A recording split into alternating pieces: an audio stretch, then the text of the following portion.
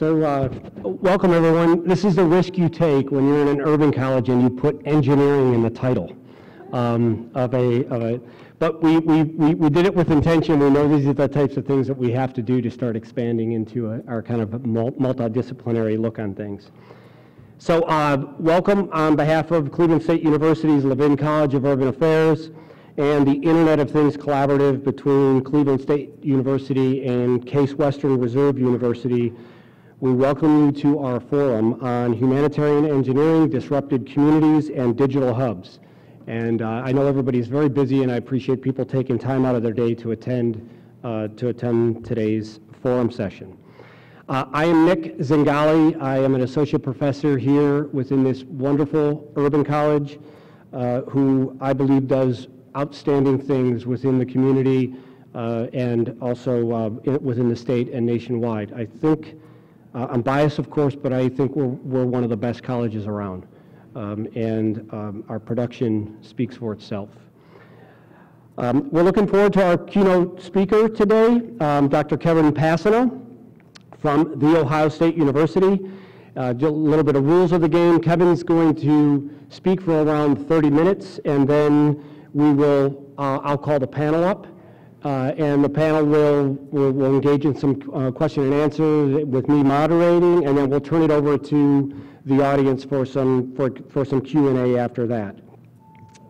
But before I begin and call Dr. Passano up, I want to express my gratitude to our chair, Dr. Wendy Kellogg. Thank you for helping make this possible, as well as Dean Roland Anglin. I don't see him here, but I'm sure he's in a meeting somewhere. Is he here? All right, Dean Roland Anglin, thank you.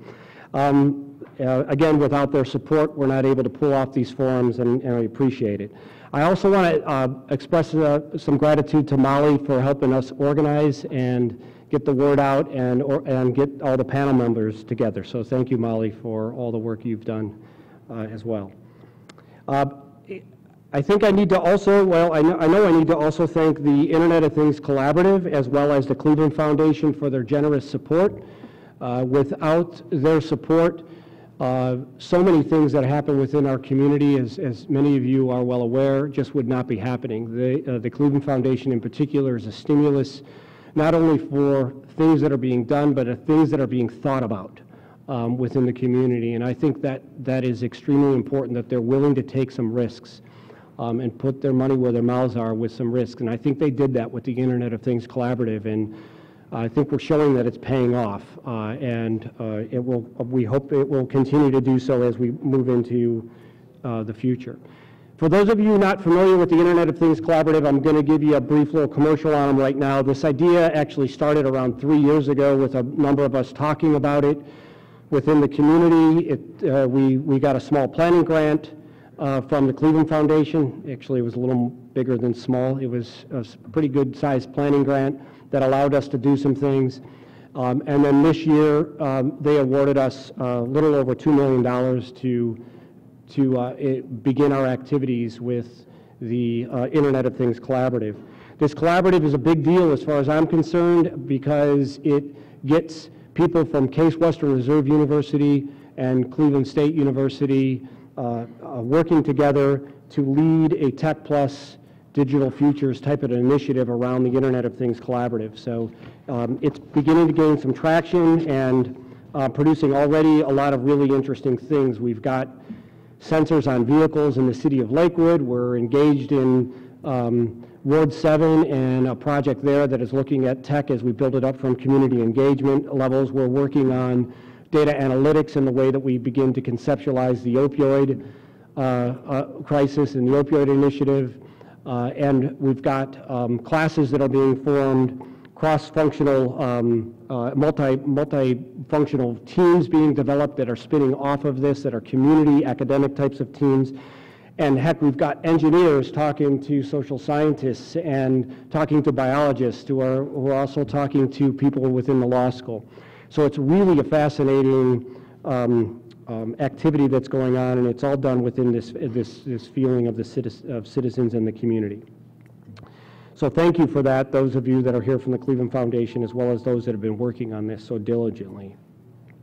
So I'd like to set the stage for the forum a little bit.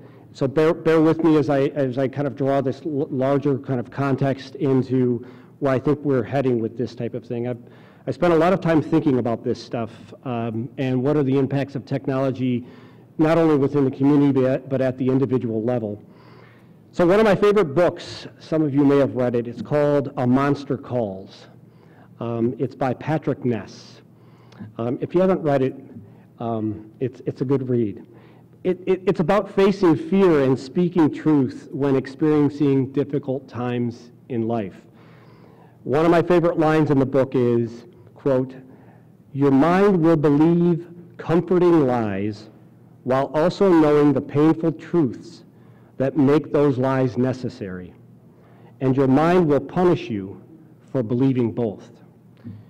To me, this means that that we are in this world where we constantly feel like we're facing these fragmented environments, fragmented society, fragmented communities, digital tribes, however you want to call them.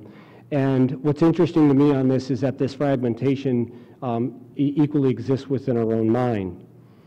And I think that causes us to have some difficult times reconciling things and perhaps even telling ourselves little tiny comfortable lies to get through things. The second line of the story, the second line of the book, or another line of the book that I really like is, "Stories are wild creatures. When you let them loose, who knows what havoc they might wreak." Okay. Technology, to me, is like a story. When you let it loose, it can wreak both opportunity as well as destruction. It seems to me that the concept of technology is premised on a promise, some sort of promise that it will bring about a better life, a healthier life, an easier life, some form of a better tomorrow. And in many ways, this rings true. We're living longer, better access to care. I just read the other day that we're producing too much milk. It's dropping prices. The farmer behind me is all upset because there's too much soybean. We move about the world quickly. We're talking about going to Mars. Technology is all around us that gets us to use our imagination and explore different things. And so I think to some degree we can all agree that there is this aspect of a better tomorrow. But this idea of a better tomorrow, I'm not so sure it's equally distributed amongst everybody. For some, and maybe for all of us to some extent, it depends on context. The promise of a better tomorrow may be nothing more than a comforting lie. And what about the painful truths that make those lies necessary? The truth that with technological advancement, we risk creating deeper socioeconomic and cultural divides. The truth that we lose a sense of ourselves. The truth that we risk knowing who we are and we risk not knowing who we are as we enter virtual and augmented realities, as we trade off our individual uniqueness and freedoms for ease of service, ease of access, ease of getting after things.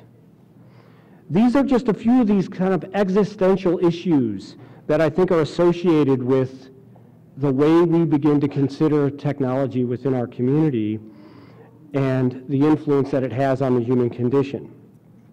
So to me, technology in the community begs this question, not just about what it is, but who's going to lead it, or if you're an artificial intelligence folks, what's going to lead it. The wonders of technology and engineering have always shaped the human condition, from the wheel to the Stone Age all the way through to where we're at, right? Technology has always been shaping how we conceive our reality. Technological breakthroughs not only power our imaginations, but they create space for ingenuity that demand a response. You put wireless up into a community, it demands a response. The question is, what is going to be that response? What is our intent? The response can force change while challenging existing social tensions of equity, equality, and access, leading us to figure out a way to govern this inertia that is equally capable of crushing and creating human opportunity. The recent abuses with social media platforms like Facebook and Twitter serve as our most recent reminder of something that allows us to connect within the community, but could do some things like destroy our democratic institutions. So the question is, when we begin to look at this human technological symbiosis that we find ourselves in what ways is it parasitic and in what ways can it be mutually beneficial? As we continue to march into the digital world of the Internet of Things, smart cities, and hyper-connected communities, in what ways can we keep humanity at the center? Can we not lose a sense of self? What processes and governance approaches should be considered for this? What can we learn from local, national, and international experts on best practices? In what ways is our region involving and preparing for this? The intent of today is to not answer all of these questions, but it's our hope that we can begin to contribute and add to the story of technology. Because as I see it, the story has already begun. It's already been let loose, and it is already wreaking havoc. Okay, with that, it's my pleasure to introduce Dr. Kevin Passano. Dr. Kevin Passano is a world leader in the field of intelligent control, and he also does extreme amount of work and is world renowned for his work in humanitarian engineering at The Ohio State University. Dr. Passano has received all sorts of research grants, ranging from the National Science Foundation funding to develop a course in engineering ethics, to Ohio Third Frontier funding, close to Dorothy Bonnick's home, for smart lighting, to the U.S. Department of Energy funding for smart grids, as well as NIST and DARPA funding for autonomous robots. Most recently, he is doing research in the area of virtual reality with music and networks for mental health. How can you not be impressed with somebody who sits on the editorial board of the International Journal of Swarm Intelligence Research? I think that has something to do with bees or something, right? He is the most impressive this year. He is the 2018 OSU, Ohio State University Distinguished Scholar recipient. His senior VP of Research said this about him: Kevin came on my radar when I saw a proposal for a grant competition we had in the university that emphasized the intersection of technology and human affairs. Sound familiar to the Internet of Things Collaborative? His proposal caught my eye because it was a collaboration with a faculty member in social work. She said, he's not in some tiny little focused area. He is really looking for the connections between fields. And I think in talking with Kevin beforehand and over the last few weeks, this is where I think we're starting to see things heading into this multidisciplinary area. But this, I think, just touches on the type of stuff that Kevin's working on. He's got an 800-page book out there on humanitarian engineering, and it's an online book that you can get. But it's 800 pages, but it's embedded with like all these clicks and connections to different lectures and YouTubes, and so it's really like this experience and this walkthrough the world of humanitarian engineering with all this supporting documentation. So what I've discovered about Dr. Passano is that he thinks beyond engineering. He's also part public administration, part cultural anthropologist, part biologist, part business person, part politician, part philosopher, part ethicist, and probably part other types of things. He encompasses what we have come to know and experience when working on public problems, that there are many ways to see and know the human condition, and it takes multiple forms of inquiry and disciplines working together to understand and solve wicked social problems. So with that, enough from me, right? Please join me in welcoming Dr. Passano to the stage.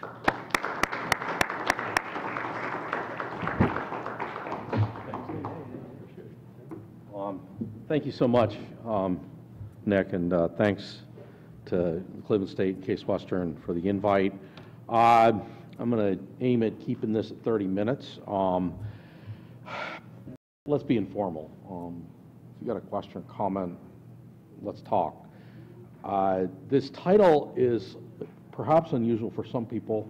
Having the word technology there next to poverty and mental illness really does fit what I'm trying to do. And yet it's almost, these are impossible tasks to take on. To take on trying to use technology to alleviate poverty or to reduce the adverse suffering or problems with mental illness. It takes a huge number of people. Part of what I'm trying to do is leverage here. So some of this work is published in engineering, and I'm trying to start, a new area in engineering so that we'll get more attention to it, because me and my group we're not gonna solve these problems. This is gonna take not only engineers, but people in all the social sciences, and business. I mean, it's gonna take a lot of working together. So far in this process, I feel like I've learned a lot, but every time I talk to more people, I learn more. I really feel that this is quite a challenge, honestly, to learn how to talk across interdisciplinary boundaries, try to understand things, and there's valuable perspectives in many fields. So it's a learning challenge I don't think I'll ever overcome, to be honest with you.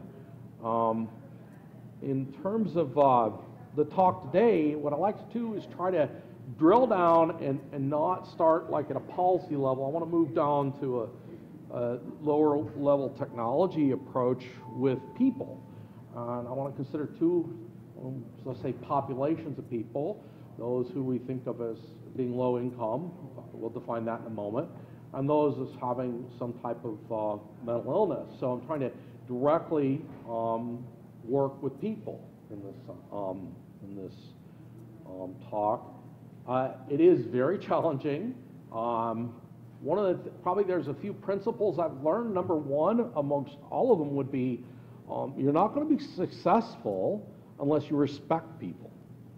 Okay, and that might seem like an obvious statement, but I find that when working with individuals or groups in a community, if you don't respect people, they're not going to trust you, they're not going to build a relationship, and if you're going to get anything done in the community, it's going to happen on the back of a relationship.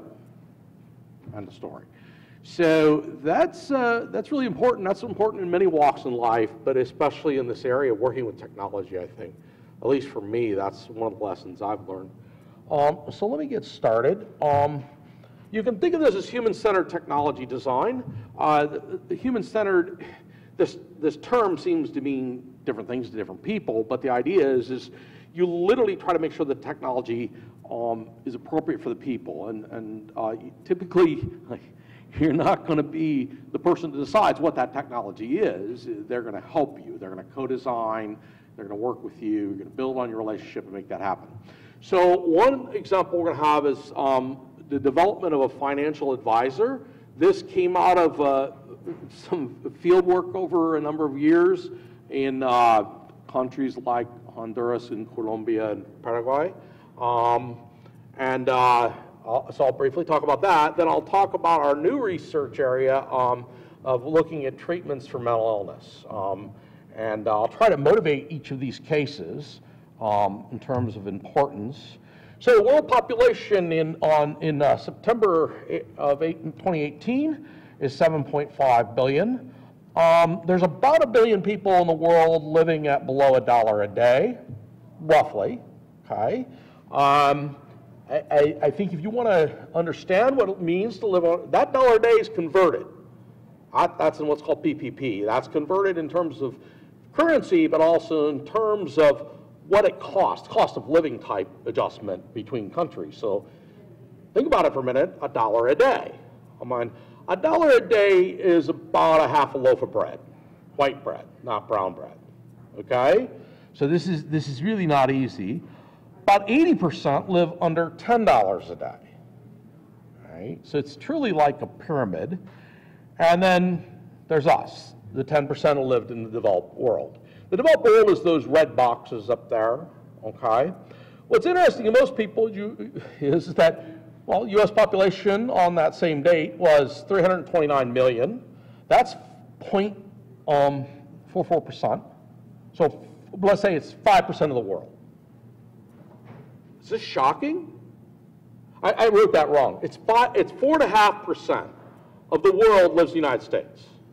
Most Americans think, when I ask my class before I give them the data, most of them think it's 20 to 30% of the world, right? I mean, but China's got 1.4 billion. India's got 1.3 billion. We're the third largest country, but that's where we're at. So if you think of this in terms of numbers, and I know everybody in the United States is not wealthy, but we're doing pretty well. Many of us are. The average income of a person that's homeless in the United States is about $12 a day. There's a big variance on that number, though, and that number is based on a report from 2014. But that means that to give you an idea, the people that are homeless in the United States are wealthier than 80% of the people in the world. Kind of shocking, isn't it? So if you think about issues on Earth and what we ought to be doing, this is an important issue, okay, for sure. Try the half a loaf of bread every Wednesday, for instance. You'll see what I mean. I've done it. It's not fun. So what is human-centered design? We use human-centered design in all technological product design challenges we have, right? We take into account the human. Maybe to a great extent, maybe to a small extent. Maybe it's based on 2 interviews with people, maybe it's based on 1,000 interviews. But to some extent, technology design does take into account human beings, for the most part, if you want it to be a successful technology. But what do? We design in order to make more money. This iPhone is designed with lots of human input, lots of surveys, lots of people operating and saying what they like and don't like. Why? Because Apple wants to make a lot of money, right? I mean, that's what we do for product design. But we're doing design for the few, aren't we? We're doing design for the few. So can we do design for the many? What about the 80% of people on Earth? Can we do something there? And in some sense, some of the problems are the same. In other words, we could assume that the design of that phone will probably work pretty well across cultures. I mean, Apple tries to make sure that happens. But other technologies, a really bad idea to try to design it in the United States and make it work in, pick your country, you know, let's say it's Honduras or let's say it's Zimbabwe or whatever. You really need to change things, okay? From my perspective as an engineer, faculty member who wants to publish, this is great. Because the problems are different. They're new problems. They're important problems. So we want to work them, okay? So the first thing we came up with is this financial advisor after working with the literature a lot and seeing things on the field too. So what you may not realize is that people that are living on $1 a day live in a very complex financial setting, actually. They're giving loans, they're taking loans, they're investing in certain ways. Money's being passed around. It's quite complicated. So, and then their day-to-day income's very uncertain. They get typically they're day laborers, and so they get one day they might get $1, $2 maybe, $3 maybe. The next day they get 0. Next day they get 1. Next day, so it's a random income stream. It's not like you and I. We get a salary. Boom, we're getting that monthly, it's not like that. It's a random variable, and it's very low. $1 matters a lot. When you do your financial planning and you use Quicken for taxes and so forth, $1 is nothing, right? I mean, doesn't it round off to $1, right, for tax purposes? That's absurd for a lot of these people. I mean, that 50 cents matters a lot. So we often seek financial advice in a very complex financial setting, a very high-risk setting, and we use, things like Excel or Quicken. We go home and do that on our computer. So the question is do people that are making $1 a day need that? And it seems they do. They really need that sort of thing, but how can we deliver it? So we want to do a human-centered design. Besides talking to people in the field, learning about finances of people, there's a lot of information out there. Things like Portfolios of the Poor is called, a book. World Bank information, United Nations information, then we travel and talk to people. And then there's sort of a well-established methodology to assess how to do this, focus groups, etc. So then we ask ourselves the question, well, can we do an electronic method in order to give financial advice? So what we think about here is that, and how would this compare to other approaches? So one approach would be to educate trainers on how to manage finances for people. Makes a lot of sense. And some of that is done in the developing world. Provide educational materials. Some of that is done. What we're looking at here is piggybacking on the cell phone for e-advice. Now, it might even be a smartphone, but I think if you've worked in the communities and seen the prevalence of phones amongst people whose income is very low, it's amazing. Those phones are out there, okay? And the question is can we have, a cell phone provider provide an extra financial advisor on the phone? And that's what we sought to develop. So this is a feedback control approach, and it's published in Transactions on Control Systems Technology with my PhD student, Ugo. Basically, let me just say it uses a standard approach from industrial control, and it manages a person's finances when they make investments, when they have savings, when they have income, and it tries to keep them away from that boundary of being out of money so that they can't feed the kids, okay?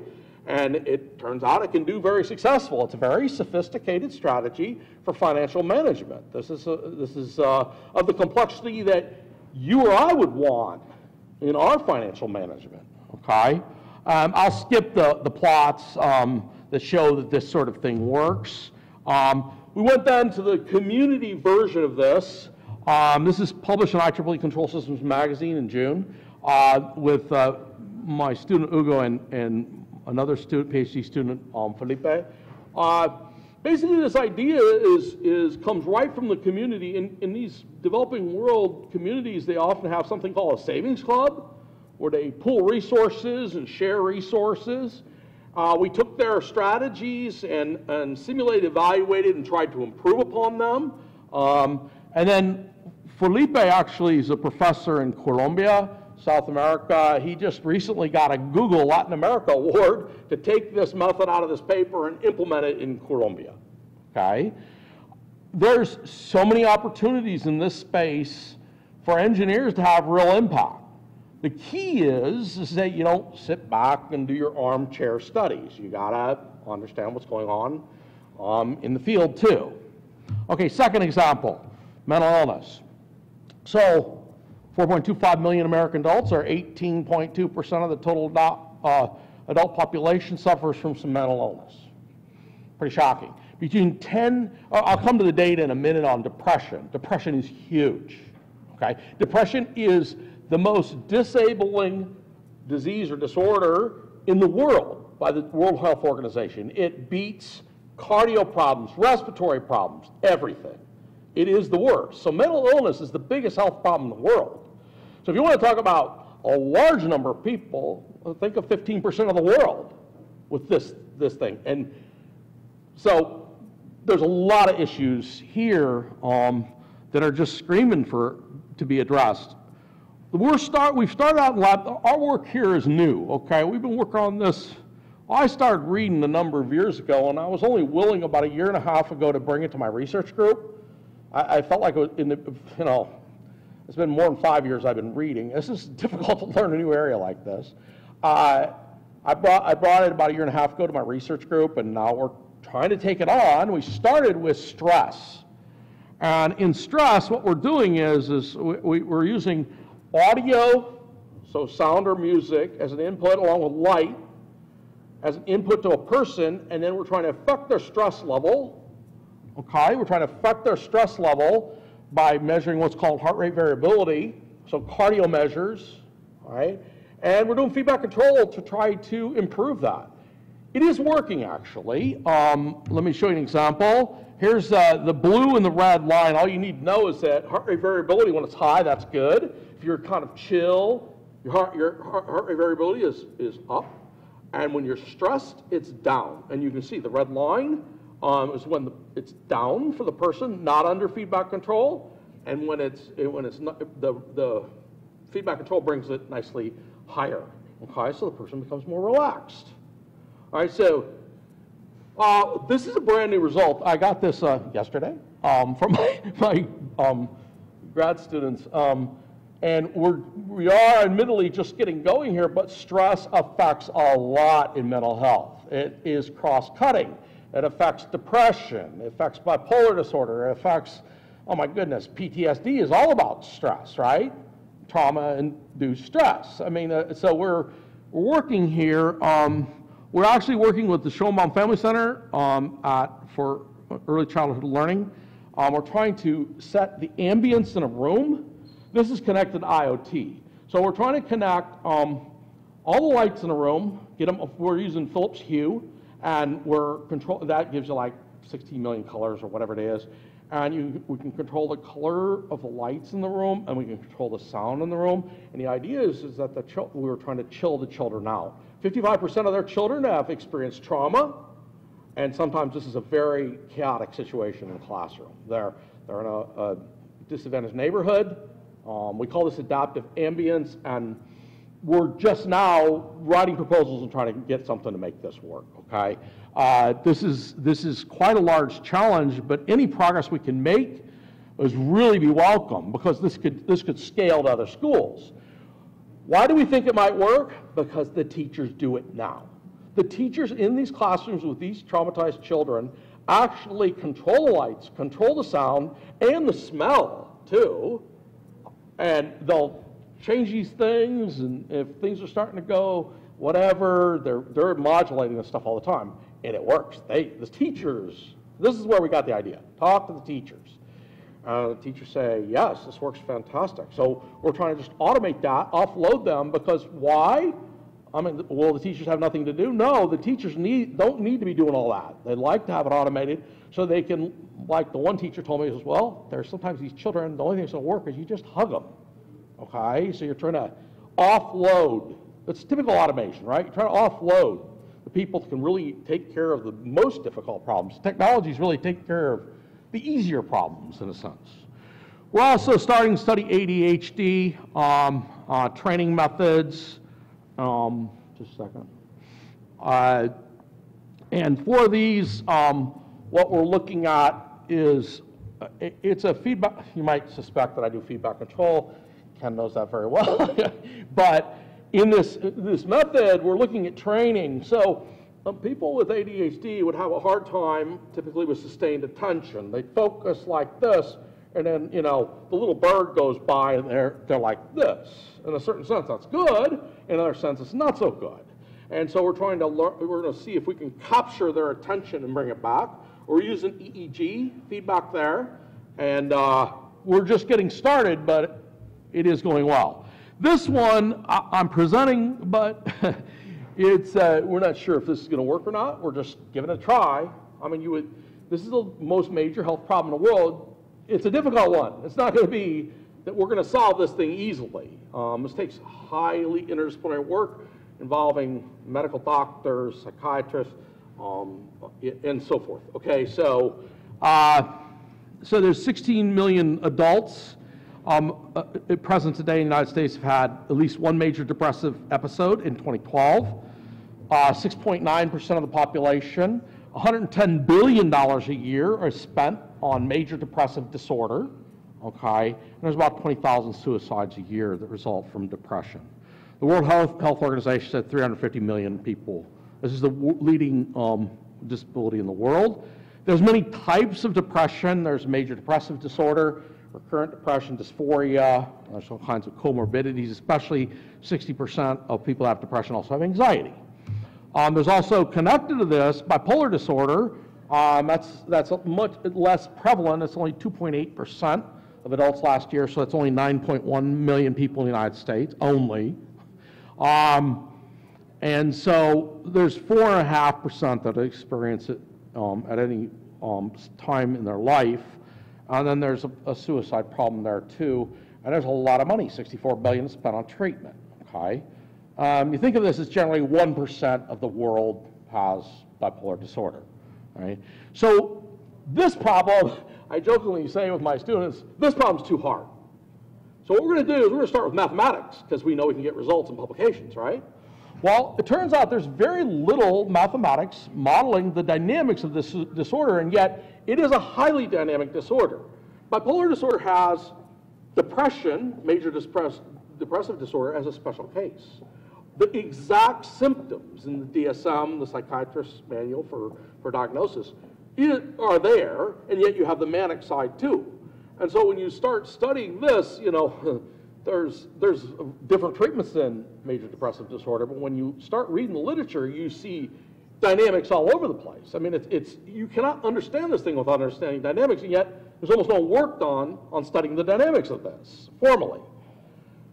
It's more like the typical statistical literature coming out of the scientific method that has linear statistics, which is basically giving a line fit to data with a variance, right? And that's static, that's not dynamic, that's static mapping that's being studied there on the paper. So what we did is we took and stitched a bunch of those together into a dynamic model, and we're studying standard things. I'm just going to show one slide here. This is a nonlinear differential equation. Attractors make sense. Ken's smiling there. So we're trying to study, guess what? Stability analysis. That's what everybody does in our field. So what it would mean is can you stabilize mood to normality, or what's called euthymia? Can you stabilize mood to there? Under what conditions can you do that? And we're already learning, actually, things from this sort of study. So this is a case where we're really using the engineering skills, okay? But we don't know how effective it's going to be, honestly. We really don't know if this is going to work. But there's definitely a need for a different approach here, because if you're somebody with depression and it's treatment resistant, the antidepressants don't work, which is around 50% of people doesn't work for, the medicines, you know, you hear about Prozac or whatever, Zoloft. You want something to improve this, right? You really, really want that. So, and don't think, you know, oh, we can do ECT or TMS and these other electronic methods for stimulating the brain, because those things have terrible side effects for memory, okay? So they're really, this space in psychiatry this is not a solved problem at all. This thing's wide open for study. Okay, so I'm going to skip over that. Our model actually predicts the right sort of things from the literature. I mean, it does what you think it ought to do. So to summarize, trying to use technology to alleviate poverty, trying to use technology to improve mental health. There's a lot of opportunities in this space, but there's big interdisciplinary challenges. The challenge that I find is the language one. When I talk to a doctor about these issues, they have a very different perspective. They have a clinical perspective. I mean, it's for acute care, for instance, or for TMS. We have a guy I've been talking to at OSU who runs the TMS ECT program for depression at Ohio State. It's also for bipolar. This is difficult. You have to learn a lot before you can carry on an intelligent conversation with someone like that. So you have to respect that you can't just go off as an engineer and try to solve a problem without respecting what's been done, because there's a lot that's been tried, a lot that's been done, and there's sometimes it works quite well for some people. So for me, though, I'd come back, though, the most important things I learned in this area is respect people, because in the poverty case, if you don't respect the people, talk to the people, design your technology, people on the ground, it's not going to happen. It's just not going to happen. It's not going to happen effectively. Same thing with mental illness. I mean, and of course, there's overlap between poverty and mental illness cases. If you're not talking to people that have mental illness, try to understand them. And I've done that a number of times. Go down. I mean, there's places in Columbus where I can do that actually and talk to people. It's very informative, and you do that only from a stance of respect. You know, so I think that's really important. The relationships, boy, I've learned a lesson. You know, build the relationship with the people, respect people's dignity, and realize that this huge number of people, 80% of the world, is not getting enough attention with respect to technology. This is called design for the other 90% by some people. And with mental health, okay, they get some attention in this country, but when you come across this in the developing world, this is absolutely brutal what people are going through, because the prevalence is basically the same, right? I mean, we're all humans. They're humans. They may have a higher prevalence, though, because of the suffering that due to and stress due to their poverty. So they could have a higher incidence, but no one knows that, right? Because it's too hard to find out. But regardless, there's a lot. I feel like I want to work in this area because it's an opportunity to make a difference, and because it's fun with working with all these people is fun for me. I enjoy it. That's all.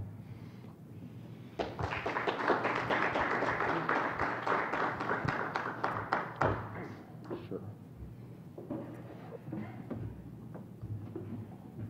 Thank you, Dr. Passo. So I think these are the conversations I've been finding myself in as I do things along the lines of this Internet of Things collaborative is you begin to see folks that are working across these multiple disciplines. So at this point, I want to do just that. I want to start bringing up people from different disciplines up, and they constitute our panel. So panel members, if you wouldn't mind coming up,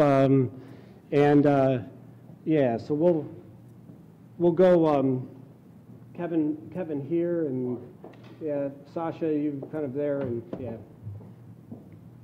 I guess I get to sit at this seat.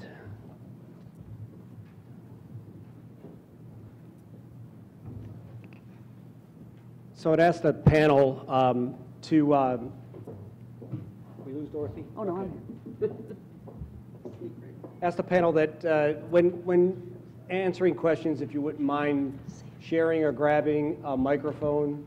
That way, we're recording, and I've been told that the technology won't pick you up unless you're into a microphone. So let me begin here talking a little bit about how we organize the panel. We thought a lot about how the best way to get it organized, and we decided that it would be best to organize it by perspective and scale. So we're going to start from an international perspective, and we'll work down to the neighborhood perspective. So Dr. Sasha Drezgic will be giving us information on the international perspective. That's going to be followed by Leanne Wilson, who will be talking a little bit more about the national and regional level, and of course some of the stuff that's happening in our particular area. We initially had some, you may have saw in the brochure, we initially had somebody from the county, and that we ended up, something fell through, and we weren't able to have Jim Gray here from the county, but we're really fortunate that Matt Gray is here, and he is representing the city, but he'll also be bringing in, you guys are trickling in across borders into the county and everything. And then of course Dorothy Bonnick, who's sitting right next to me. So I do want to give, before we start, come on up. Yeah. I do want to give a little bit of a background on some of these folks. I understand there's some bios that might be floating around, but if I can give you some background on who we have up there, I think it would be helpful. Dr. Sasha Drezgic is an associate professor of economics at the University of Rijeka in Croatia. He does work on smart cities. His research is in the area of fiscal policy, local government finance, public investment, and infrastructure finance. Close to my heart, Sasha is a soccer fan, or maybe in his nation, a football fan. And of those of you that follow the World Cup, Croatia made a good showing in the World Cup. Another fun fact with Dr. Drezgic is that he was actually a student of one of our fellow colleagues here, Dr. Brian Mickelbank. So welcome, Sasha. Leon Wilson is the Chief Digital Innovation and Chief Information Officer for the Cleveland Foundation. He's been in the tech field for over 20 years, public, private, nonprofit. He's done a bunch of stuff in Michigan and beyond. We kind of stole him from Michigan. I think it's because he got tired of Michigan losing. So decided that I'm a Spartan, so I don't care head in about another Michigan. direction. Leon has been instrumental in helping lead a number of technological initiatives locally, in particular the Internet of Things, as well as the work on blockchain. And I think you'll hear the terminology blockchain entering into the conversation here. It's kind of difficult to avoid. Need to also mention that Leon has a distinguished military career in the U.S. Army Reserves. He was a commissioned officer. He earned multiple badges, medals, and commendations, along with being an airborne paratrooper, and I think this is awesome, an air assault training. So I don't know, might need that sometime in Cleveland. Fly in and do your thing. Matt Gray is here from the Sustainability Office. He's the Chief Sustainability Officer. Back to the quotes of the book, when I think about the Sustainability Office, I think about this, another quote from the book that says, "You don't write your life with words, you write it with actions. What you think is not important, it's only what you do." And if you know the Sustainability Office, they are doing a lot. A tremendous amount of activity on environmental, economic, and human health in the area. They run a fairly significant sustainability summit that's been going on. In fact, next year is the final year of it, right? 2019? We'll do one more next year? You just wrapped up this year, right? Yeah. And this is just a small part of what they do. He works with multiple agencies. They are really a cross-sectional agency that cuts across multiple agencies within the city. Dorothy Bonnick, for those who don't know, she's the Chief Executive at Digital C. She's just an unbelievable force in our region and has been a leader in our area for over 30 years. She's got Cleveland at her heart, MBA from Case. She snuck further south to Dayton for her master's degree. We dragged her back up here. She's the founding member of Nortec. She's doing a lot within the neighborhoods. She is kind of like that ship that's, or that boat, that race boat that kind of drives down Euclid Avenue and then sucks us all into her wake as she moves down Euclid Avenue. So it's a good wake to be in. In my new truck. Your new truck, that's right. So thank you all for being here. And I want to start off a little bit to think of ways that we can begin to bridge these concepts of what Kevin brought up, as well as how it begins to relate to the type of work that you're doing. So when I think about a lot of community tech initiatives, they tend to be fairly top-down types of initiatives. The technology is often the lead to the initiative. The technology is savvy, and we begin to push it down from there. In hearing Dr. Passano's talk, and certainly in reading his book, it seems to me that he wrestles with the tension of the technology being a top-down thing, as well as how will you begin to build this from the individual level up. So I'd like for you to reflect on that a little bit when you begin to think about some of your own initiatives that are going on, and how those initiatives within your city navigate this technological push with kind of the community pool simultaneously with what's going on. I want to start internationally, and we'll kind of work our way down from here. So Sasha, if you can start first on that. Thank you. Well, first of all, many thanks for inviting me. It's always a pleasure for me to be here. And thanks for this wonderful presentation. I would first like to reflect on presentation. I think this is something we really need because most of the work is really partial, and I find actually few multidisciplinary approaches. I think this is one of the fundamental problems in dealing with technology, in dealing with smart cities, and so on. Second thing I would like to address international experiences. If we are here discussing actually use of technology, and in terms of experiences of smart cities, I would say we have, if I compare United States, European, and Asian model, I would say there is a quite different approach, in the sense that here approaches are more participatory in a way that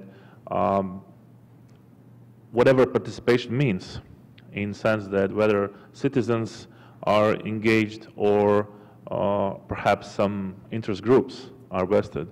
On the other hand, Asian approach is more top-down in terms of systematic dealing with the use of technology. European practice is different. What I found interesting here is that the meaning of participation as well. So it's not, in my opinion, it's not necessarily that we will have success by using either top-down or bottom-up approach, because in order to have successful participation, we have to have several actually necessary conditions. First of all, that we really we are really successful to engage with the basically with the stakeholders, which are important. So not just citizens, but actually experts and important groups. And also, the question is, what are the mechanisms of actually translating this participation into specific projects? So in thinking what's smart, what is the end goal? And this is something that Kevin actually quite stressed quite well. Basically, with this, we are maximizing welfare of our society, either this is community or national economy. So how do we maximize this welfare? So basically, if we ask every participant in society about preferences. On the other hand, we have these top-down approaches, which are really good in a sense that they're systematic, they're very, the conceptual framework is basically supported by experts, by sort of use of kind of integrated use of technology.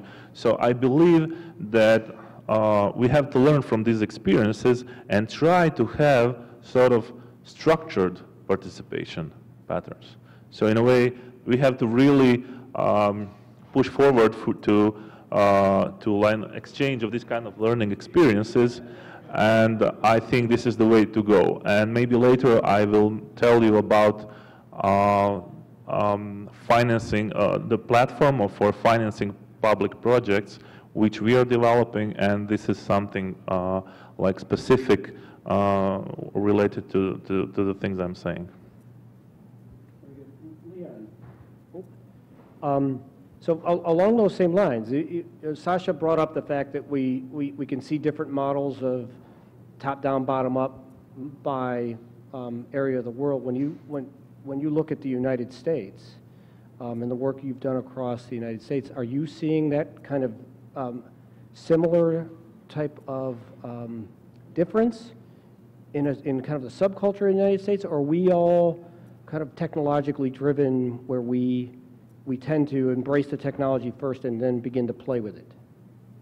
Well, first, thanks for inviting me to be on this talk, and Dr. Persino, I'm going to download your book because in between reading my human settlement 200 pages a week stuff, I'm going to try to squeeze that in there.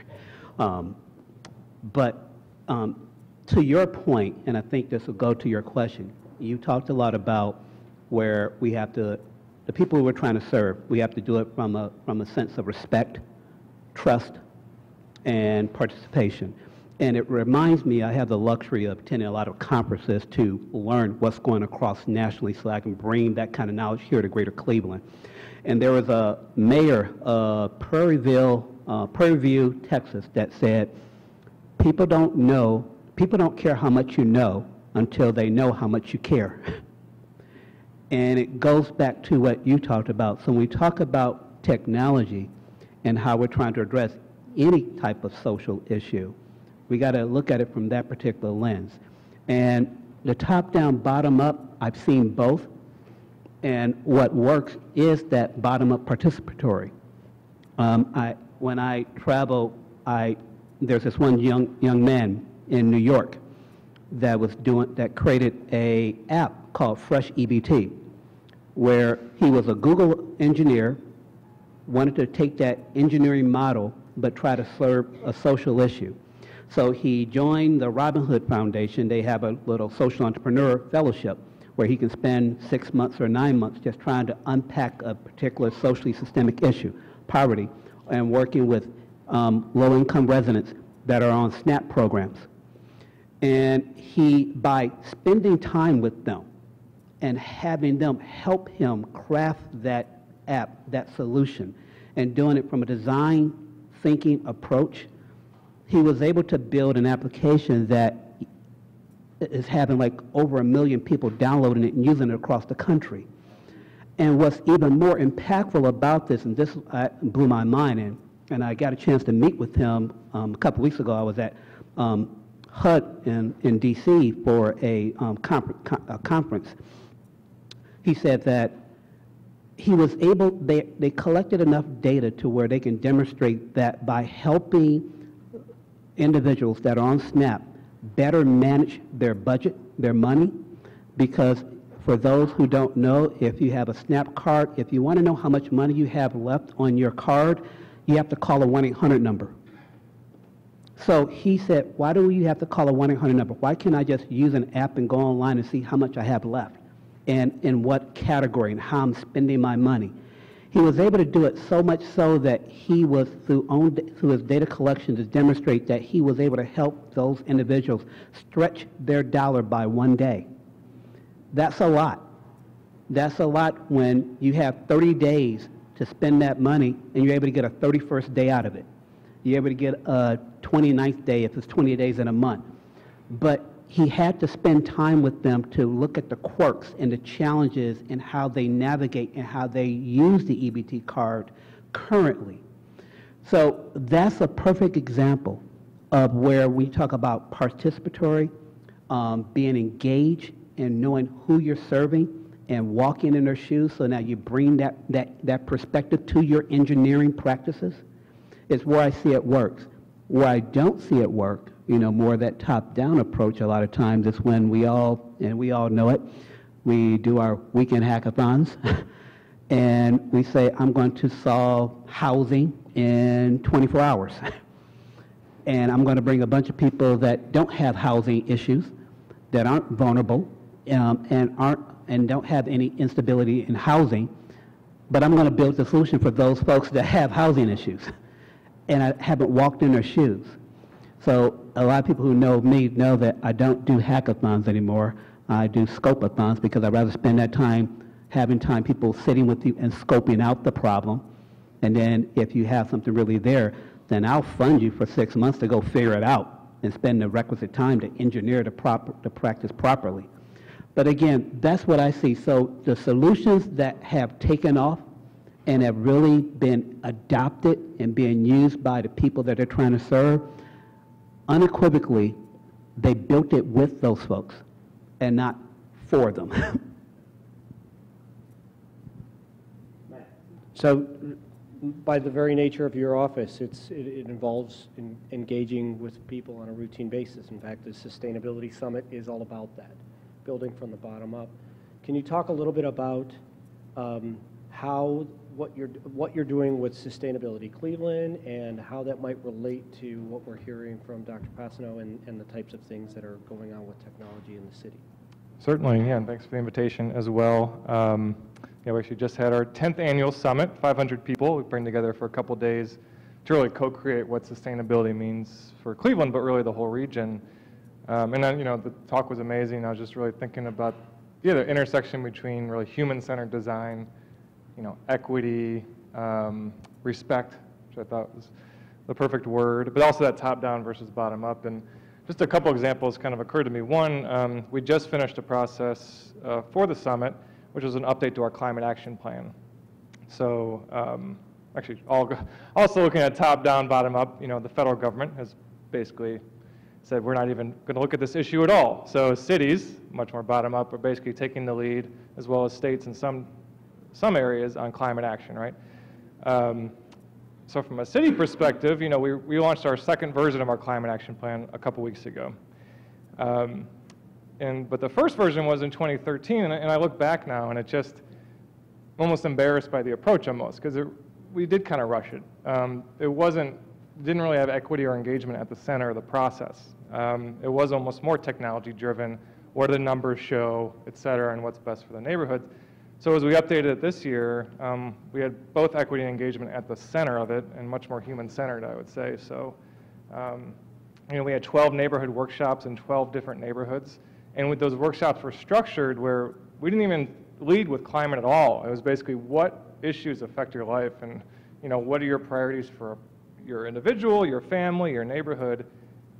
Just really listen to that. And then we connected it over time to sustainability solutions, I would say. We also really funded resident-led neighborhood-based projects through this planning effort. So we actually ended up funding 22 projects in each of those neighborhoods. Again, what was the residents wanted out of the process. So that was just a much better approach. And the other thing we did from more of a systems level was we analyzed every objective and action. So we have 28 objectives in this plan. We have 108 actions that about 100 organizations came together on. But every single one of those we basically looked at through racial equity and created with the subcommittee a racial equity tool. Basically set up all this work, which of these has the potential to advance equity? And if it's not, should it be in the plan? And if not currently, what can we do to advance equity? So just, I think this approach really resonated much better this time. And then the other example I want to share quickly is, I think a lot of cities are grappling with, and maybe you've had experienced it, which is basically the bike share systems, right? Or the scooters, as we've seen. So these have been systems-based, like station-based, right, where you can take a bike out of a station, ride it somewhere, and you can drop it off at another station, and voila, you're on your way. These are going more to dockless systems. So you can basically pick up a bike or a scooter anywhere, drop it off anywhere, and you're on your way. So a very technological solution to a challenge of mobility. But the approach has been kind of top-down, where these companies will just drop in scooters, bikes, almost overnight, especially in our case, and just see what happens. There's some value to that, even as a government employee, I will say that. I mean, it gets the word out, gets people seeing it on the streets, people can use it. But then you look at things like equity, and we look at these things a lot, and like, well, who has access to these scooters, these bikes? Where are they being dropped in the community? Do you have to have access to credit? Do you have to have a smartphone? Down the line, there's a gazillion issues. So, as the city sort of steps back, and the scooter case, we said, you got to take them off the streets, as a lot of cities do. And now we're thinking about the rules and regulations around how to make that system more equitable throughout the community. So it is kind of that, top-down, bottom-up, the role of government and technology, really a lot of big questions there. Dorothy. So Dorothy, I know close to your heart is the digital divide as a significant issue that I know you're wrestling with all the time. So when we think about what you're hearing so far at the neighborhood level from people, it seems all well and good that we want to engage the neighborhood. But can you talk to us a little bit about how it's happening and maybe ways in which technology maybe doesn't work so well when we're thinking about engaging the neighborhood? I want to do a PhD with you. But I think I'm too old, and if I go back to school, I think my family will disown me. But the intersections, so I've been doing tech-based economic development for 35 years in this community, region, and the state. And I always said the interesting parts are at the intersections, but I never would have thought about the intersection of technology, poverty, and mental illness until this moment. And it's impactful. So talk about technology and stress. I just looked at my iPhone and noticed that I have 1,022 unread emails.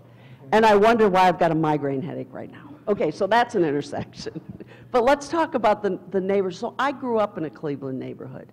I grew up on the southeast side of the city. And I distinctly remember, and I just did a Mozilla Wins competition where we didn't win, but the theme of the thing was it's not about the technology, it's about the people.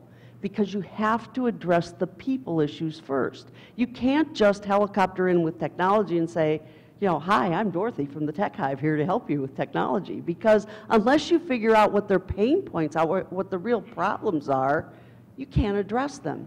So kind of going back to growing up in the neighborhood, think of 1966. I graduated high school.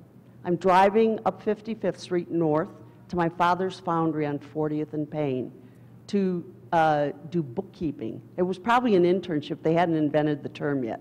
And I had learned about bookkeeping on a 10-digit thing that you punched in the numbers and then pulled, you know, so that was technology of the time.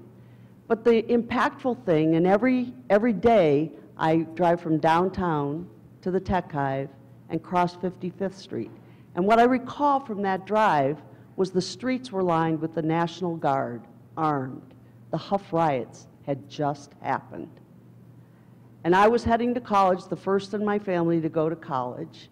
And I crossed that every day, and what I realized is in those neighborhoods, we still haven't solved the problems that were the same problems of 50 years ago when I took that drive before I went to college. And so here we are with technology. It's the digital divide. So many of you may know I've been doing this digital CEO thing for a year now. Can that happen? My interim gig just before retirement. And in that year, I started to unpack all these boxes about what technology could do and all these fabulous ideas that Lev Gonick, who worked with us for 15 years, you know, everything I know about digital technology, I learned from Lev, because my technology background's biological sciences.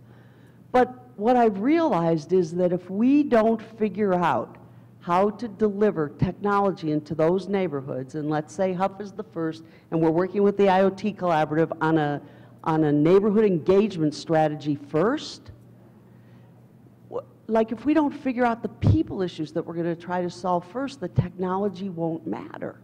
The technology doesn't matter at all, right? So technology, whether we deliver it on a wireless platform or a fiber platform,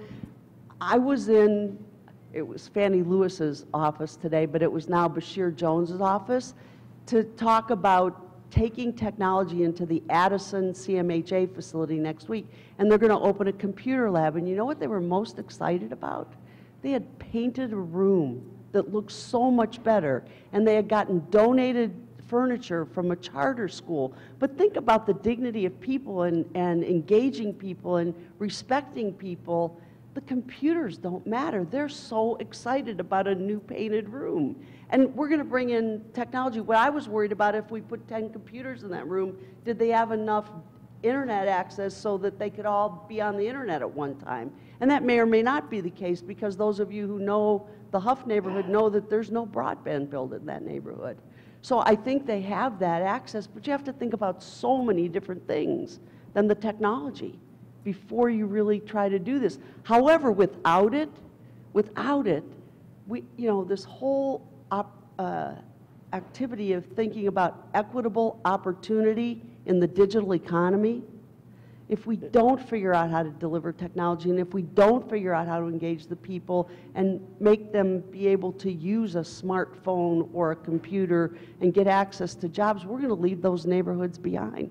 It's not going to be 50 years, it's going to be 60 years. And we shouldn't wait 10 years to figure out how to get from the third least connected city to the top 10. That should happen in 10 months. We've got to figure that out fast, because the longer we wait, the further we get behind. And the one last thing I'm going to say about no one said blockchain yet, so I'll say it now. Yeah, it's out there. But the thing that I love about the blockchain initiative is not blockchain itself, it's the distributed leadership model. So for 20 to 25 years, I was the only woman in the room in all these leadership meetings, the only woman in the room. And what's exciting about this is it's not top-down, it's distributed. We've got many people in the room. But when I sit in the room at One Cleveland Center at 1375 9th Street, where we had many Nortec meetings, there's a lot of women in the room. There's a lot of women in the room. And there's a lot of men in the room, but they look like the same white men and women that we work with every day. They're not involving the people in the neighborhoods, the people that I see every day at the Tech Hive. And until we can figure out how to distribute this technology and the concept and I love the term digital future. What's the digital future of this region without providing equitable opportunity? So that's my thing for today. Very good. So, I have a question that it revolves around where do we begin or where do we start in certain instances. So I'm going to ask this question from the aspect of problem development. So Kevin, I'm going to start with you here. You know, you worked on issues related to poverty. You're now working on issues related to mental health. Where does the interest come from to begin working on a problem like that? You know, and I want to ask this in particular. You know, in particular, engineers tend to work on some kind of technology and then say, "I've created something. How can I apply it to something?" It seems to me that you work in the opposite direction. There is a problem that needs to be solved, and how can we begin to think of an engineering solution or use an engineering mindset to solve that particular problem? So where do you start? Where is your mind when you begin to start thinking about problems? Oh boy, those are tough questions. Let me start with the first one. There's always a personal story, I think, that, and I've heard a number of them over the years. You know, I have my own story. I've been doing this stuff for an awful long time. I just took it in. It grew with me in a professional career as I learned, you know, my engineering piece. I started doing that kind of stuff, and it kind of grew that way. But what I see at Ohio State is we have a very strong program in humanitarian engineering. There's a lot of people involved, and I've been trying to figure out why. Part of the reason is really simple. We're big. Therefore, our program's big. We have 10,000 engineering students at Ohio State right now. And so you're bound to get a couple hundred.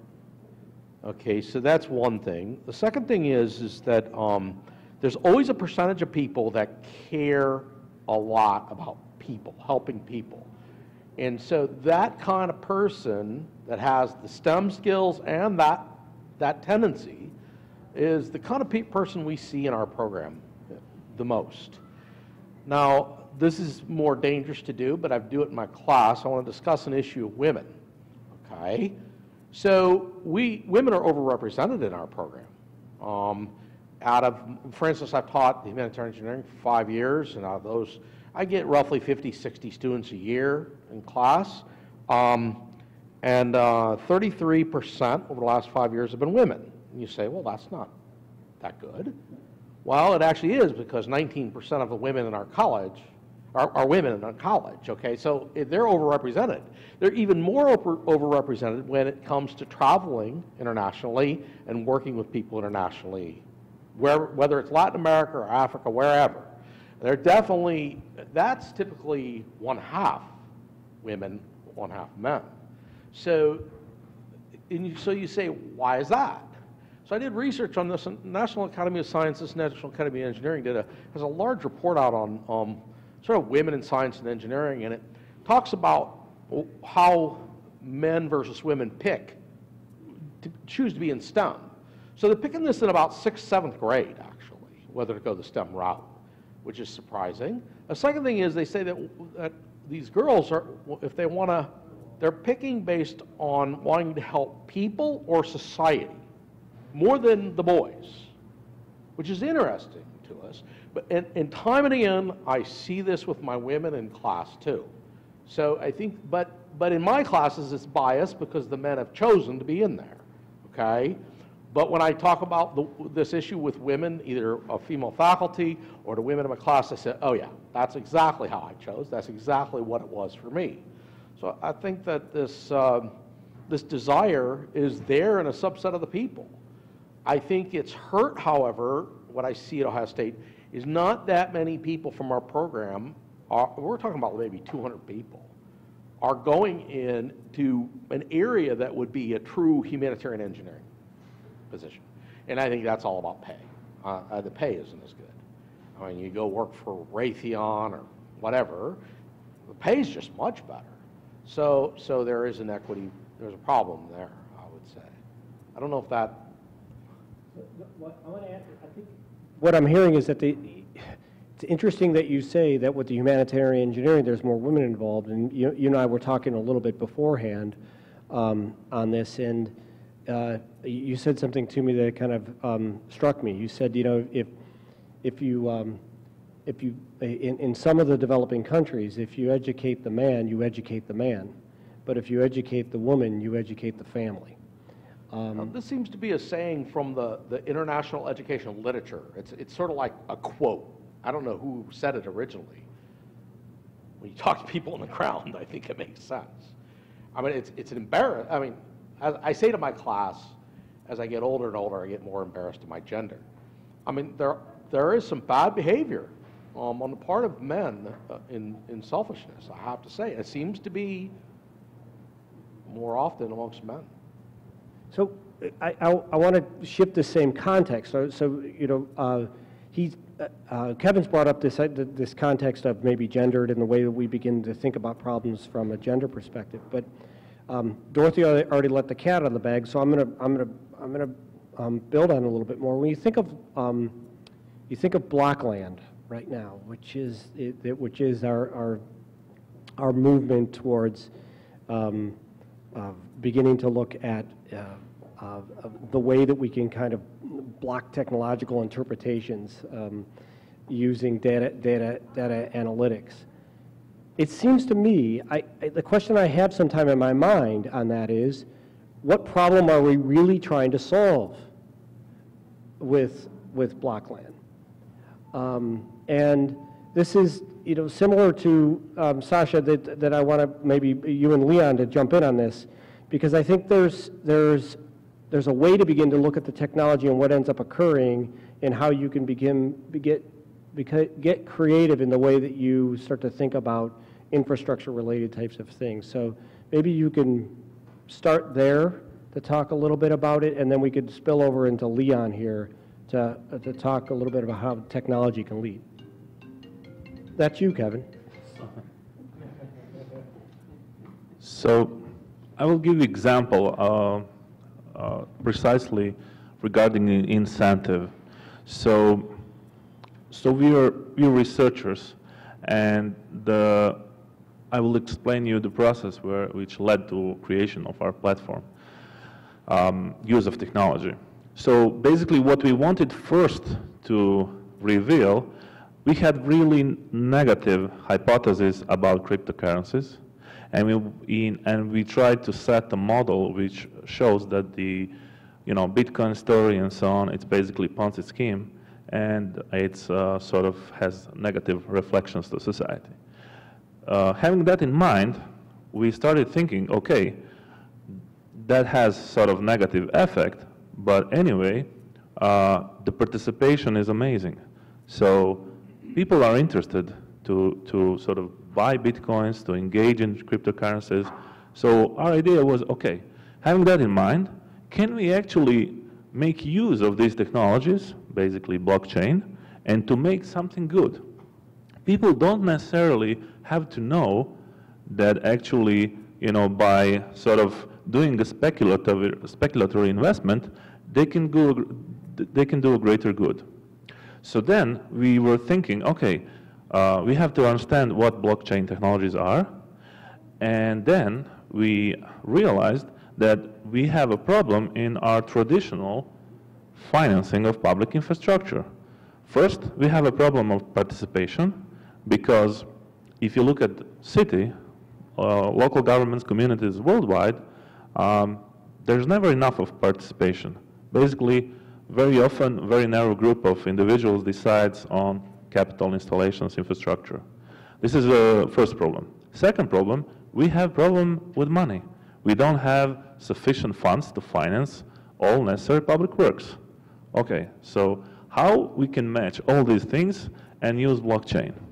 So what we did, actually, understanding that the blockchain allows for decentralized, actually, a platform, what we did, we created a project which bases on a portal, on a platform, through which you can actually connect, relate citizen participation and financing. So by using blockchain, we can acquire, so first we provide information about public project, and by using blockchain, we can actually accumulate private money. So basically, every citizen can, for example, invest $5 or $10 or $10,000. And for example, if the project is financially structured in a way that, for example, 30%, the bank interested in finance this project demands like 30% of the capital covered by private money, in our platform, we gather 30% of money, and when we reach that rate, then our smart contracts based on blockchain execute, and the transaction is actually validated. And then automatically we produce contracts which are delivered to the investors. Also, our blockchain in the same time is connected to the bank, and we had to have a lot of discussions with the bank whether they are accepting this technology, and they do. And in a way, we made financial innovation. So this is example of, for example, process of how like our incentive was purely academic, but then again, knowing, so basically, I think you have to be well informed about, technologies, social issues, financing issues, fiscal issues. You really have to, like Kevin, you have to dig in all segments. You have to go interdisciplinary, and then you can have solutions. All right, so blockchain, blockland. Well, I think I've been there since the very, very first meeting that happened over at Jumpstart with about 15 folks sitting around a table talking about why we need to be involved in this. First of all, show of hands, both on the stage and in the audience, who's been at a blockland meeting? Okay, so about half. I bring it up because, again, to answer your question, it's an interesting question because why are we also, there's this hysteria around blockchain here in Cleveland and blockland, partly because especially here in Cleveland, we've been told for so many years that we're behind the 8 ball. We're behind the 8 ball. We're behind the 8 ball. And now you're starting to hear things about this is going to be the next great thing since the internet was created. And when .com came out, and don't you remember 1998? Don't you remember 1997? Don't you remember 1996? Fast forward. Do you want to miss that? So we've been told that. So you have hundreds of people that are coming out to this event purely, I think, out of fear of missing out. FOMO. I mean, and then put on top of that the whole Bitcoin hysteria that happened in inflection of valuation in 2017. And there are a lot of people who truly don't understand it, what blockchain is. They just know that there's this train coming down. It's stopping here. I want to get on. I don't want to miss it. I'll figure out where when I need to get there. And so part of it is just marketing hysteria. Where I sit with all of this, because again, I do work at a foundation. I do care about how are we using our charitable dollars to support philanthropic good and support Cleveland. I'm trying to take, as best I can, a pragmatic approach to this. It is not the Holy Grail. It will not resolve every social issue, every economic issue that has been known to man. And at the end of the day, when I first started studying about blockchain, I had flashbacks of my classes back in undergrad and computer science. Say, isn't that just a multi-hash table? Isn't that just a double hash table? And I had to go back and pull out my booklet. Isn't that just a double hash table? What's so new about it? Now, granted, other things have come about to make it, package it in such a way where it's now far robust to do a lot of things. But what we also got to be mindful with all of this is that, and then we're talking about poverty, we're talking about mental health, we're talking about people, we're talking about community.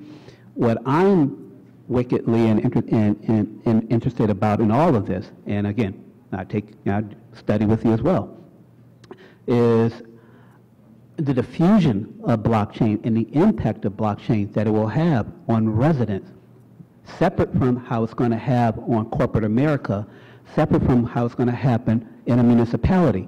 Those might be three different trajectories and curves and diffusion curves that we're going to see. Right now, we're thinking it's all of the above. And from what I'm reading, from what I'm researching, from what I'm understanding, is that right now, it's not ready for prime time. In corporate America, they still have to figure out how this is going to integrate with the mainframe, how this is going to interact with their existing distributed databases, and so forth. So everybody's piloting. We're in pilot mode. We're just tinkering. We're testing. We're seeing it. We still got to get up to scalability. We got to understand the energy consumption and utilization of that and the effect of that from a sustainability standpoint, which isn't being talked about. Is, okay, once we let this cat out of the bag, how is that going to affect energy consumption? So there's a sustainability component that I think from the city of Cleveland, y'all need to be at all these meetings just talk about, hey, don't forget about energy consumption. But from a resident standpoint, and I asked this question about 3 months ago. I was on a blockchain for social good panel with a bunch of serial entrepreneurs, all talking about ICOs and how much capital they raised and all this sort of stuff. I asked the question, well, how does blockchain matter to that dude walking up and down Kinsman? And no one can answer that question. And that's what I'm concerned with. How is it going to affect someone walking up and down Superior or going up and along 55th Street? Now, maybe it won't affect them directly. It might be indirect. No different than when the internet came about and browsers came about and TCP, IP, HTTP, and all these protocols became the standardized things, and then we were able to have this explosion. Everybody in the community didn't go out to be web designers.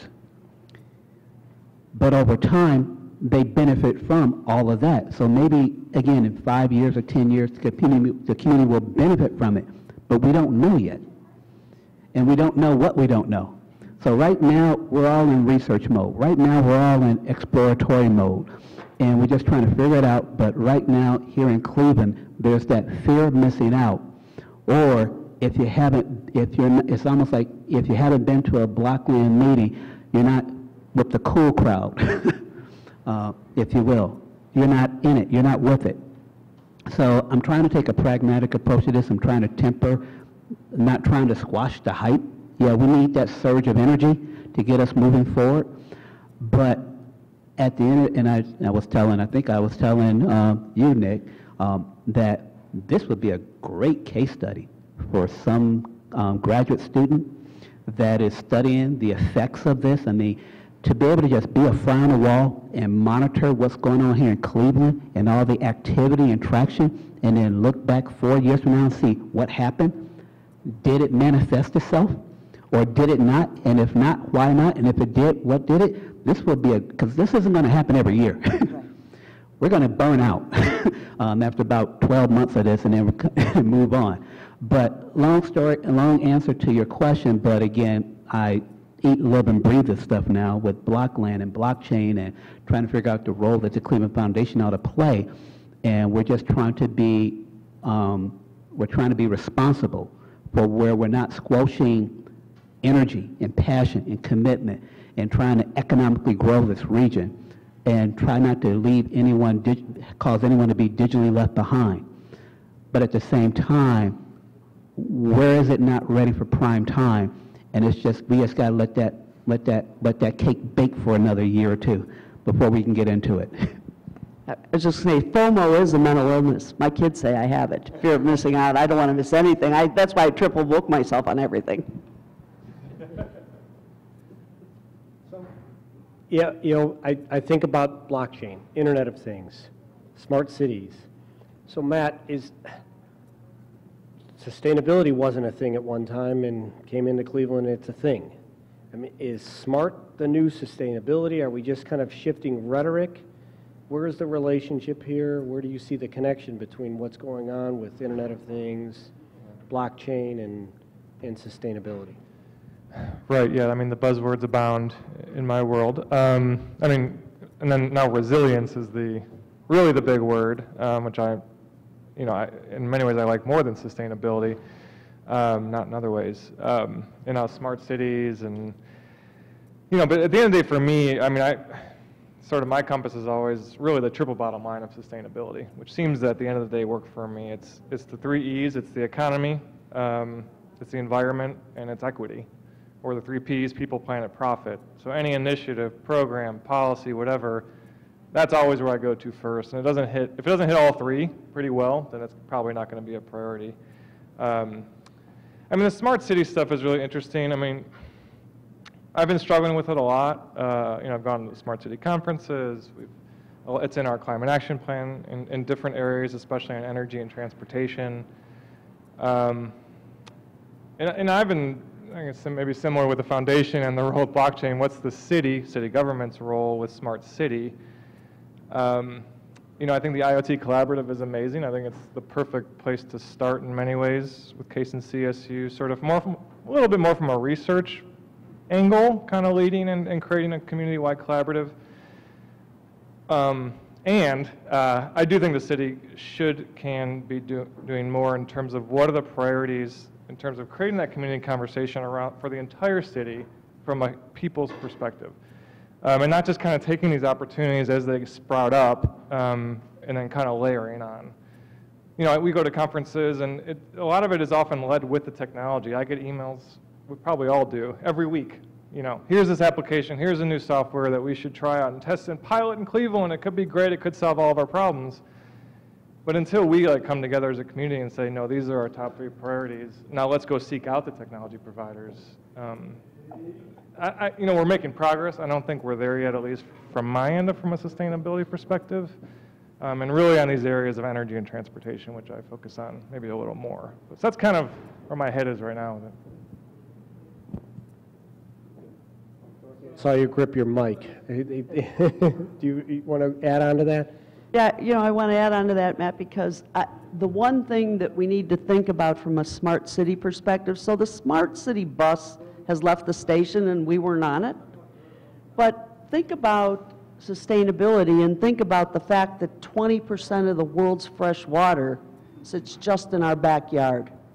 And think about how that water, think about the smart concept and the sensors and how water sustains all of us. And our sustainability and our primary asset in this community is that water. And Ohio itself is totally blessed by water all around us, rivers, lakes. I mean, we sit in I don't know how many different watersheds, but just the watershed of the Great Lakes alone, and it's right there. So my thing has been over the last year or so, think about backing into smart cities from a smart water perspective, and think about smart and connected water and smart and connected infrastructure. The cities that were built around Lake Erie, Toledo, Buffalo, Cleveland, Erie, Detroit, we all had the same infrastructure systems that probably the only way to solve those in the future is going to be about smart, right? And so I think we have to define what smart is. And again, I'm just going to go back to, you can't be smart if part of us are smart and the rest of us aren't. If part of us have the iPhone app and the rest of us don't, or part of us can fill out a job application on a computer or fill out our FAFSA on a computer rather than a phone, then we're not smart, right? We've left part of our population behind. You got to come back to the equity thing in smart and the equity in the education piece about smart. Sorry, real quick, Phil, and when I think of definitions in smart cities, and there's a lot out there. To me, it just comes down to improving all people's lives through technology, and sort of as simple as that. But I think you're right. I think the water piece. Air quality. There's a lot of work going on with air quality sensors in neighborhoods and getting much more detailed level data on asthma and that sort of thing. LED streetlights. FYI, over the next 18 months, all 67,000 streetlights in the city are going to be going to LED. A handful of those are going to have cameras on them, all connected to a central database. We can monitor that remotely. What a huge opportunity. And I'll be honest, if we had a full community conversation around what to do with those 67,000 streetlights and the best way to leverage that, so that's kind of where I'm getting at, is like, And the light poles are so valuable. right. Yeah, I mean, and the city owns all those, so think about that, because we can't deliver connectivity to the neighborhood until we figure out how to use those light poles to our advantage. Right, and the utilities want control of them, like AT&T and others want basically to have ownership over those. Is there a community-wide effort to push back against that so the community controls what to do with that public space? So it's fascinating, but I'll stop. So I'm going to have one more question, kind of a provocative question, and then I want to turn it over because there may be folks in the audience that have some questions. So, you know, I hear the conversation about technology and equity and you know, digital divide, but technology's always been a divide, right? I mean, indoor plumbing, lighting. You know, lighting didn't start in the most underserved neighborhoods. It started in the most affluent areas, right? And it trickled down. It seems to me that as we begin to look at new technologies that are coming up, I mean, are we trying to turn the entire model up on its head in the way technology kind of infuses through the community in what we're talking about here, or do we allow it to be worked on and experimented with in certain types of areas or regions first, and then allow it to begin to trickle down into other types of communities? I want to comment on this. I'm glad you brought it up. This is an important issue. I bring this up when I talk in class. I think it's important to be optimistic and hopeful in this kind of area, of course. Technology has always had hope associated with it, right? In many ways. Most technology, not all technologies, but most. But there's the reality that you're bringing up, and you know, historically, going back 500 years, let's say, if you look at technological development over time, technology has been the differentiator. I mean, in other words, if you took the technology levels of countries 500 years ago and they predict very well forward to now to the wealth of nations, the wealth and poverty of nations. So this is a huge issue, and so sometimes I feel like if, let's say I'm in Paraguay and working with an indigenous group, I'm sort of get the feeling like, does this matter?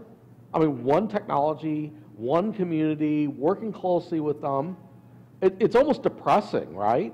I mean, because you're fighting, I think, historical trends. The rich get richer and the poor get poorer, that's a fact. And the other thing is data show that. I mean, and then associated with technology, the rich know how to make their technology work better and get things going quicker, beat people to the punch. Are we talking about trying to buck the historical trend here? I mean, I find that that's just like, oh my goodness. For me, when I'm working, you know, internationally, I feel like in some ways when I'm sitting on the plane flying home, I'm like, this is hopeless. I hate to say. The second thing is, while I talk about respect, you know, and I think it's also important for me to remember that technology doesn't solve all the problems. We have a problem in engineering where engineers often think, well, technology will solve that problem, and it'll always solve the problem, and that's really absurd. So the example, you know, my students will sit there and look at me funny and say, like what? I said, okay, there's over 100 million orphans in the world. We don't make robotic parents. That's not going to work. And they say, oh, okay, what about another one? What about respect? What about discrimination? Can we invent technologies so that people will stop discriminating against people? So I've talked to people about this, and one of the things that only answer I think that's made any sense to me is we do it logistically in how we work with people, okay? But that's indirect. It's not direct. The only direct method I see is giving people voice. I think that has some credibility, but in many ways, it seems like, unfortunately, there's discrimination in every country. At least the ones I've been in, it's real, it's harsh. And, you know, so I think we need to admit where we're really not probably going to make something work, but there is always another solution. You adopt a child, or you treat people with respect. So I think the non-technological parts of this matter a lot. I mean, and that's coming from an engineer.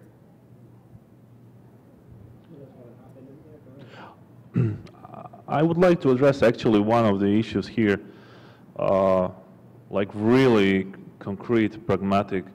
How can we help to the homeless guy at the Euclid Street? So just to give example. So basically, blockchain, smart city, or whatever, itself, you know, it can help to this guy, but it can provide funding, it can provide different sorts of help by using that technology. For example, blockchain, and there's a lot of examples, it's really good in sort of combined crowdfunding and also making sure that for example, donations are at the right address.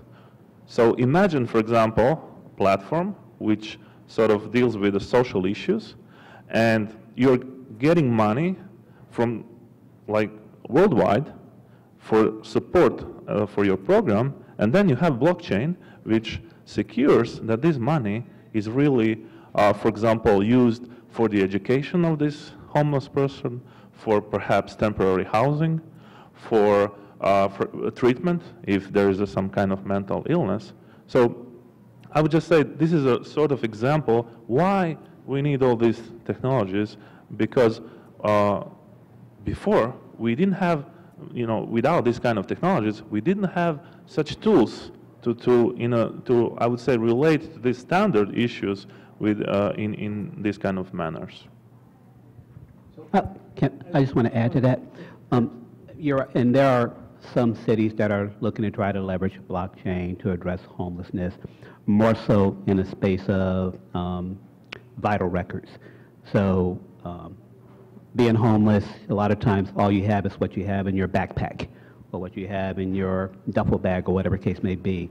And sleeping out in the elements, that Social Security card, that ID card gets wet, gets damaged, and now you have to spend a day standing in line at a county office trying to get a replacement, as opposed to if that card was digitized and stored on a blockchain that you can verify who you are and all that sort of stuff. So places like Austin, Texas, and others are exploring that through the Bloomberg Philanthropy Challenge.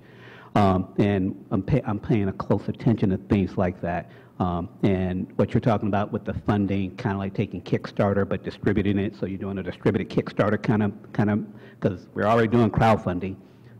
You know, we got, you know, GoFundMe left and right for every type of thing, so now you just want to do a distributed GoFundMe so the money doesn't go to GoFundMe, and then it gets released. So there are opportunities to look at that and try to explore how we can help, again, those that are financially unbanked, or those that have housing issues and challenges. And that is one of the reasons why, again, as I said, I don't do hackathons. I'm actually, in about a couple of weeks, anybody who wants to come, I'm actually hosting over at the Midtown Tech Hive a blockchain for social good challenge, trying to get people who are engaged with blockchain, but also thought leaders from housing authorities, from the men's shelter, from the United Way 211, to sit down, talk about these issues, and and then spend some time, about a month or so, to go and craft out opportunities, and then pitch these ideas to a judge panel where you might get awarded some nominal prize money to then go out and then build it some more.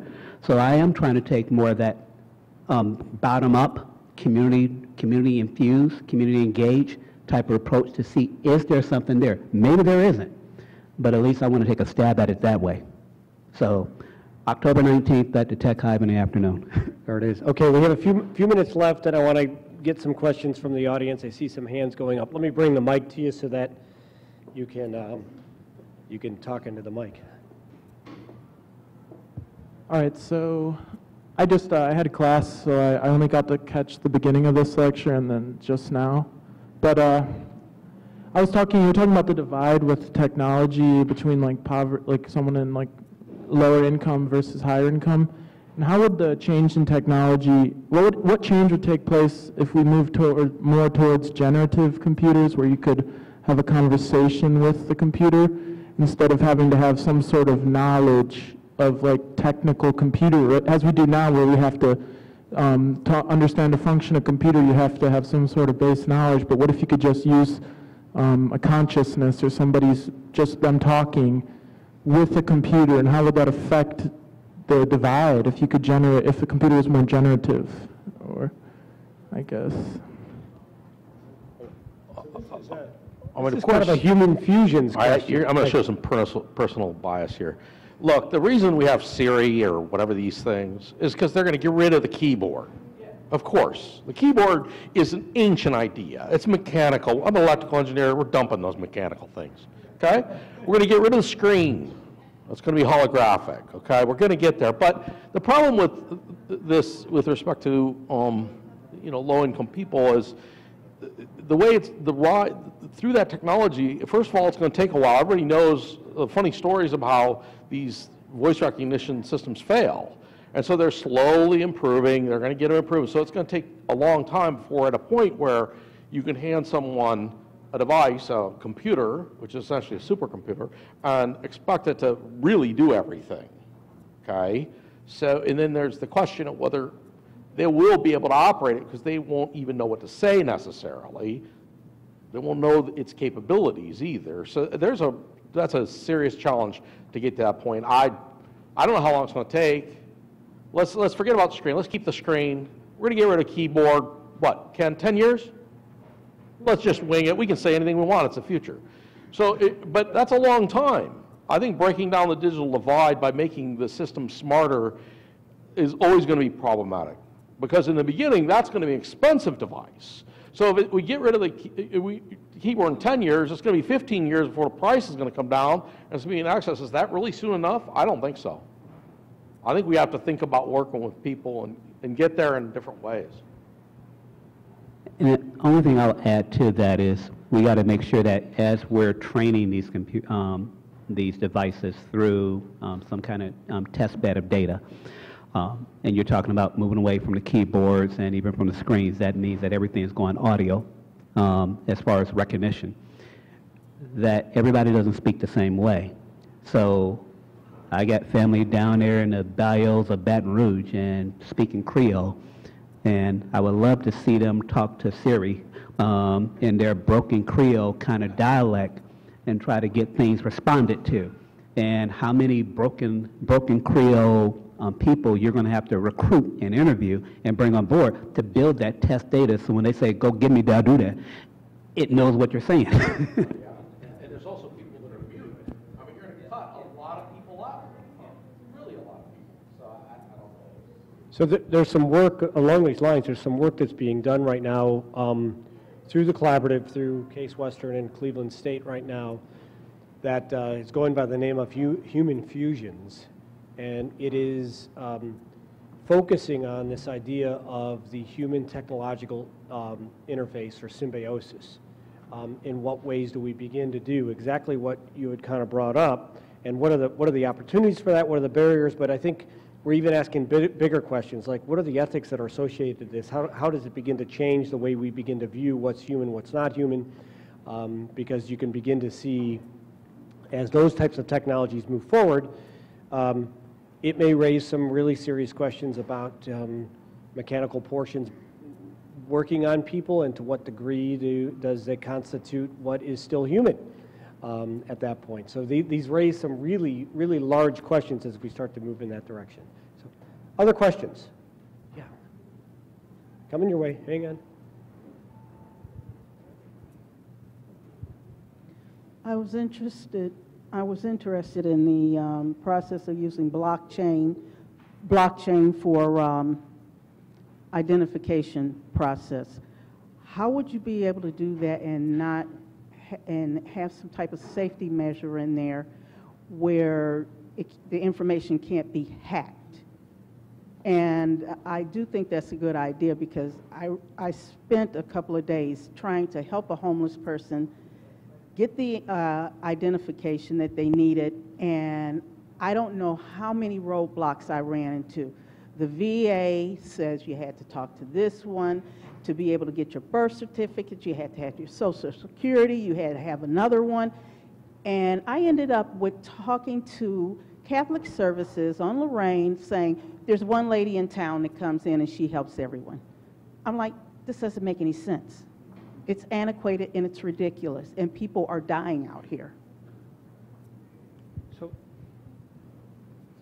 This question reminds me of the whole facial recognition thing as well. You know, it has remnants of that. You know, this idea that as more of our information kind of gets voluntarily put out there, to what degree do we have some kinds of controls and everything? So, Dorothy, I mean, I'm curious to what you're seeing when Digital C is beginning to move into neighborhoods and work in this area. Are you seeing any of these kinds of pushback to, you know, concerns over privacy? There are big concerns about privacy, and there are big concerns about if we put these networks in, and you start to put surveillance cameras in, and you start to do all these kinds of things, what are we doing to people's privacy? And are we bringing technology to just watch you as this big brother coming to the neighborhood, right? And so technology is not the total solution. I think, you know, a lot of this comes back to, we want to meet people where they are with technology and begin to have them think about, if you've never been exposed to technology, then you don't know what to do with it. But think about if you have this asset and it solved a pain point for you, can it solve a pain point for your neighbor? And think about having everybody in the community be innovative. But then you also have to think about, this kind of comes down to ethical issues, right? Just like bioethics. I mean, we're going to need technology ethics along the way, because why are we really doing? Well, I mean, why do we really want people to adapt to technology? One other thing on the homeless thing that I want to talk about. So the Cleveland Foundation funded us with the Restart program. This is digital skills training, basic digital literacy. And the target audiences were the reentry population, veterans, kids aging out of foster care, and single heads of household. And we put the technology in, and we put some labs around the city. Out of 300 people who have participated, and they come voluntarily through our marketing efforts, where do you think that we've educated the most people? 2100 Lakeside, the men's shelter. The biggest number of graduates are homeless men. And what we've learned from that, and we didn't do the baseline survey, but what they're saying is that it's the biggest homeless shelter in the state, I think. 400 men go there every night. They walk by my house at night going there, and they come back by my house in the morning. But if we've put 100 people through technology, just basic digital literacy, and what they're telling us, that there's fewer fights at night, people are occupied, you know, they can do a job application, they can apply for social services, you can look for a house online. So, you know, homeless people aren't there because they want to be homeless. And so it's another, you know, people are motivated to use technology. We just have to make sure that our intentions with technology are motivated by the right reason. And if technology doesn't solve the problem, if we're making it so complex that it doesn't, or maybe blockchain technology can do this, I mean, I don't know, because I haven't taken the blockchain course yet, so. I would just add, so I want to be careful and make sure I answer your question. So the whole premise of blockchain is that when that record is stored on the chain, that it is highly encrypted and can't be changed. Now, what people say, it hasn't been proven yet because we haven't gone to so large of a scale of it where we've demonstrated a hacking solution with it. What we've seen is hacking the process, not necessarily hacking the chain. So hacking how the information might have got in there, and all this sort of stuff. But there are, again, like I say, Austin is exploring this. I'm following this because there's other case scenarios similar to that. Domestic violence, what happens when someone gets kicked out their house and they can't take their records, their driver's license and all that kind of stuff with them, that gets held hostage, or they just torch it just out of spite. And now you got to go to one department to get your birth certificate. You got to go to a different department to get agency to get your driver's license. You got to, if you're a veteran, you got to go to the VA to get your DD-214. So it's not in one centralized space. So now you're spending hours and hours and days to get all that information, and some of them you got to pay to get that information. $25 to get a birth certificate and things of that nature. So the looking at that, but then we also got to look at the legal issues of that. Are there particular ordinances and city and state laws that legislators say that it can only be stored this way on this parchment paper? And in order to get you a copy, we got to change the law. So we got to unpack that and figure out how best we can tackle that. But there are folks, and we are, because that is now a quality of life, a social opportunity for us as a foundation to explore, and we are looking into things like that. But again, we got to have a partner to partner with, whether it's a city, whether it's a county, or whether it's partnering with a state agency or something of that nature to help us test that out, pilot that out, and see what we can do and where the pain points are. Okay, we're up against time here.